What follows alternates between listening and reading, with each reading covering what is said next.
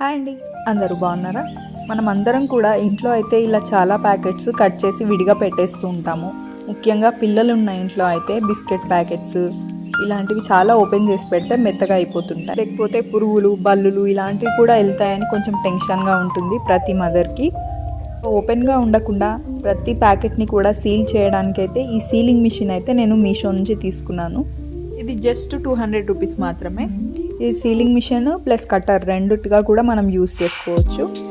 ఇది ఎలా యూస్ చేయాలో ఇప్పుడైతే చూపిస్తాను.